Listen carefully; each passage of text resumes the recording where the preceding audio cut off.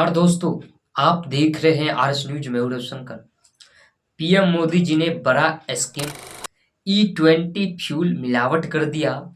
यानी पेट्रोल 80% में 20% इथेनॉल का प्रयोग फायदा किसको हुआ? तो जो सरकार में बैठे हैं उसी को बड़ा फायदा हुआ। सरकार में बैठे हैं यूनियन मिनिस्टर का 2 बेटे थे, उसको फायदा हुआ, बड़ा फायदा हुआ। जो कि बड़ा प्लांट लगाया था इथेनॉल को बनाने के लिए, उसी को फायदा हुआ। सन 2003 यानी जनवरी में 5% पेट्रोल में इथेनॉल मिलाने का जो कि सफल रहा है। 22 सालों से मिलाते हुए नजर आ रहे हैं। आपको बता दें, सरकार में मोदी जी आए 2014 में, 1 महीने बाद 10% इथेनॉल मिला दिए।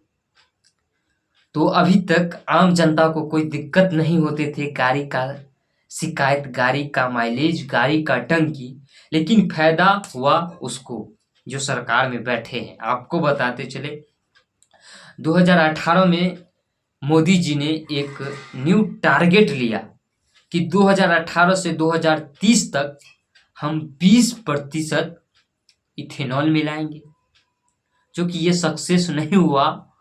और 2025 में मार्च में उन्होंने कहा कि हम 2025 तक ही रहने देते हैं, 2030 नहीं जाने देंगे।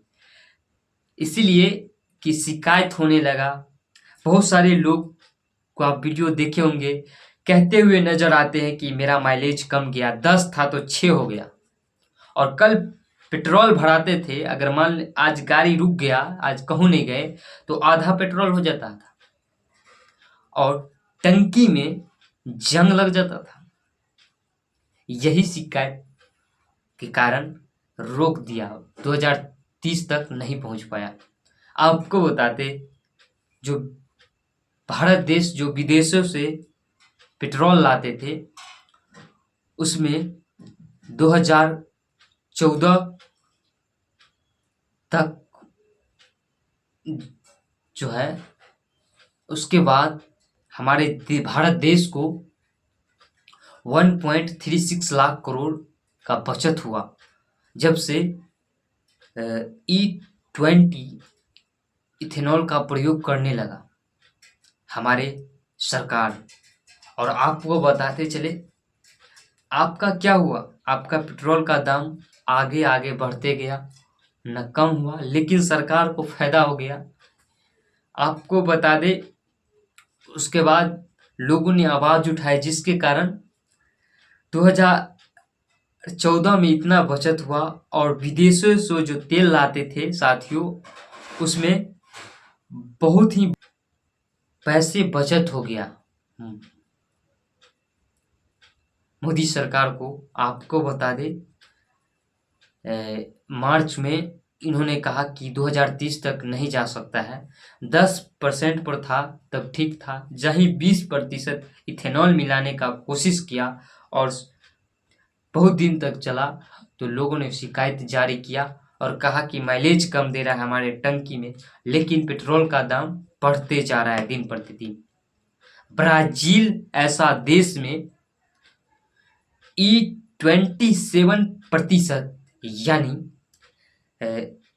पेट्रोल में इतना प्रतिशत 27% इथेनॉल मिलाते हैं, लेकिन वो ब्राजील देश में सक्सेसफुल है। इसके कारण मोदी जी ने सोचा कि हम भी क्यों ना बढ़ाते जाते हैं, जिसके कारण 20% में ही सारे लोग आवाज उठाने लगे और कहने लगे ये तो बहुत बड़ा हम लोग के साथ स्कैम हो रहा है, जो कि आपका गाड़ी भी खराब होता है। ब्राजील में सक्सेस होने का पीछे कई लॉजिक है। वहाँ सरकार टाइम से सब्सिडी लोन पास करता है, और हमारे भारत देश में एक आम आदमी के लिए लोन लेने के लिए न जाने कई साल लग जाते हैं, और वहाँ लोन सही से मिलता है। और 90% से अधिक कारों में फ्लेक्स फ्यूल लगाया जाता है, जिसके कारण वहाँ सक्सेस हुआ। यहाँ नहीं लगने का कारण बहुत सारी दिक्कतें हुई और जिसके कारण लोगों ने आवाज़ उठाया और सरकार इस पर भी 2030 से कम कर दिया, कहा नहीं अब नहीं होगा। तो ये बड़ा स्कीम था जिसके कारण सन 2014 से अभी तक को 1.36 लाख करोड़ का बचत हुआ सरकार को। लेकिन पेट्रोल का दाम वहीं का वहीं है। इथेनॉल बनाने के लिए मक्का और ईख का प्रयोग किया जाता है बड़े पैमाने पर।